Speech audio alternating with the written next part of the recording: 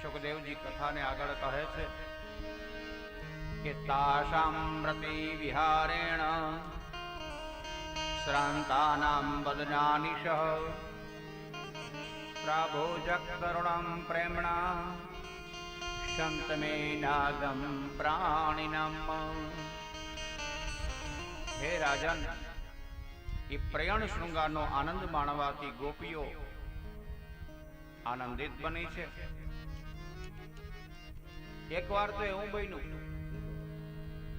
કે રાસ રમવાના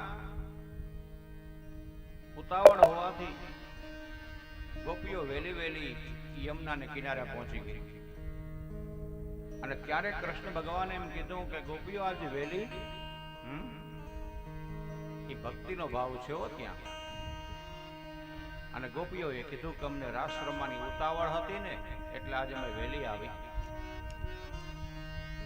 ત્યારે કૃષ્ણએ એ ગોપીઓને પૂછ્યું કે તો વેલી આવી તો તમારે ઘરની રસોઈ, તમારા પતિનું જમવાનું, એની સેવા શું થઈ ગઈ? ગોપીઓએ કીધું કે આજે અમે પાગલ બની એ રાંધવાનું ભૂલી ગઈ કે તમારા પતિ કે એનું જે થવાનું એ થાય, જમી લેશે. ત્યાં કૃષ્ણના બોધને આપણા દરેક માનવીય જીવનમાં ઉતારવા જેવો છે. અને ત્યાં એ કૃષ્ણએ કીધું કે ગોપીઓ, આજ તમે મોટી ભૂલ કરી. હું તમને બધીને આજ્ઞા આપું કે જાઓ બધી પોતપોતાના ઘરે પાછી. એ તમારા ઘરે રસોઈ બનાવી અને તમારા પતિદેવોને જમાડી તમારી ઘરની ફરજ પૂરી કરી અને પછી રાસ રમવા આવો. વાણીમાં કીધું ને કે સઘળી ફરજો યદા કરીને સત્સંગ માહે આવજો. એવો સત્સંગ ન કરતા કે તમારી ફરજને તમે ચૂકી જાઓ. ભલે કીર્તનમાં જાઓ, સત્સંગમાં જાઓ, કથામાં જાઓ, ભજનમાં જાઓ, પણ પેલા તો તમે તમારી ફરજ બજાવો. ઘર છે ને એ પણ એક મંદિર છે, જો રહેતા આવડે તો. અને દરેકની ફરજ છે, પતિની, પત્નીની, માતાની, પિતાની, સંતાનની. એ ફરજ બજાવો ને તો તમારું ઘર પણ એક મંદિર બનીને ઊભું રહે. અને એમ કહેવામાં આવે કે ગોપીઓ બધી પાછી વળી ગઈ. એ ઘરે પોતાનું બધું સમાપન કરી આવી. અને આજ ગોકુલમાં ખાલી ગોપીઓ નથી રમતી, મોટા મોટા દેવી દેવતાઓ પણ ગોપીઓના રૂપ લઈને રાસ રમવાને માટે આવે છે. પરીક્ષિત યુવાચ સંસ્થાપનાય ધર્મસ્ય પ્રશમાયેત સ્વયં ચ અવતીર્ણો હિ ભગવાન વશેન જગદીશ્વરઃ શકથમ ધર્મસેતુનાં ભક્તાં કર્તા પરીક્ષિતા પ્રતીપમાચરદ બ્રહ્મન પરદાભીનમર્શનમ. અને એમ કહેવામાં આવે કે ભગવાન ચંદ્રના કિરણોથી શોભતી એ શરદની રાતમાં એ ગોપીઓની સાથે યમુનાને કિનારે એ રાસ રમ્યા હતા. એ દિવ્ય લીલા અદભુત હતી. શુકદેવજી કહેવા લાગ્યા છે કે એ રાસલીલા એવી હતી ને કે જેની અંદર ભક્તિનો ભાવ નિસરતો હતો. ભગવાનના અધિકાર, સેવકોના વચનો સદાય સત્ય હોય છે.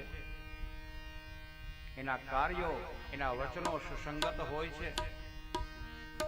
અને પરમાત્મા કૃષ્ણની આજ્ઞાને પાલન કરવું એ પ્રત્યેક વૈષ્ણવની ફરજ છે. કુશલાચરિતે નૈષાહિં સ્વાર્થો ન વેદ્યતે વિપર્શયેષાં વાનરથો નિરહંકારિણાં વિભો. હે મહારાજ, અહંકાર રહિત મહાપુરુષો જગતમાં પરમપદને પામ્યા છે. જ્યાં જીવનમાં એક શબ્દને સમજવાનો છે, અહંકાર રહિત. તમે ક્યાંય પણ કથામાં જાઓ, કીર્તનમાં જાઓ, ભજનમાં જાઓ, કે સત્સંગમાં જાઓ, કે રાસની લીલામાં જાઓ, તમારા અહંકારને તમે ઘરે મૂકીને જાઓ. અભિમાન લઈને મત જાઓ. અને જેણે અભિમાનો મૂક્યા ને એ જ પરમ પદને પામ્યા. એમ કહેવામાં આવે કે પ્રાણીઓ પણ એ રાસલીલામાં તન્મય બન્યા છે. અનુગ્રહાય ભક્તાનાં માનુષમ દેહમાસ્થિત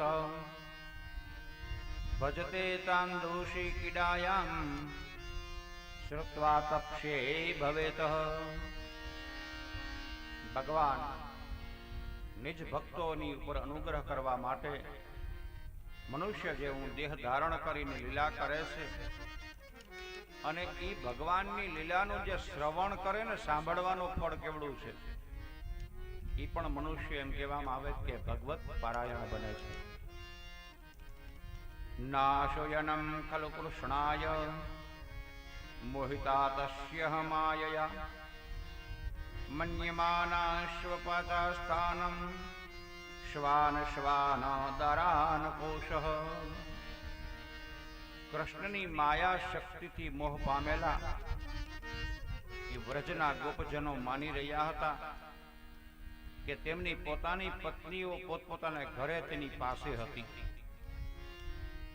રાસમાં રમવા જાતી ને તો એના પતિને એમ હતું કે ઘર જ છે, એટલે ક્યારેય ગોપીઓના પતિને કૃષ્ણ પ્રત્યે ઈર્ષાભાવ ઉત્પન્ન નહોતો થયો.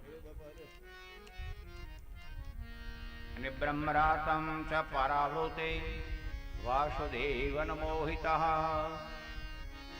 અનિષ્ટન્યોયનું ગોપ્યમ શ્વપૃક્ષન ભગવતમ પ્રિયઃ.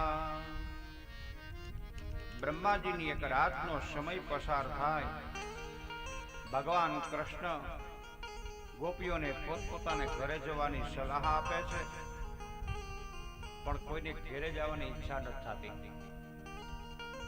અને ભગવાનની વાલી પ્રિયતમાઓએ પ્રભુની આજ્ઞાનું પાલન કર્યું છે. જે મનુષ્ય આ વૃંદાવનની ગોપીઓની સાથે થયેલી ભગવાનની લીલાને શ્રદ્ધાની પૂર્વક સાંભળશે અને એનું વર્ણન કરશે ને, એ પણ કહેવામાં આવે કે શુદ્ધ ભક્તિને પામશે. અને આ રીતે હૃદયના રોગ એવા કામ ભાવને જીતી અને કૃષ્ણના પરમ પદને પ્રાપ્ત થશે. કથાના શ્રવણનું ફળ છે. ગોપીઓએ એ ધનભાગ્ય છે ગોપીઓના ગોકુળની કે જેને કૃષ્ણ સાથે આ ભક્તિનો ભાવનો રાસ સ્વીકાર્યો છે. જો કૃષ્ણનો રાસ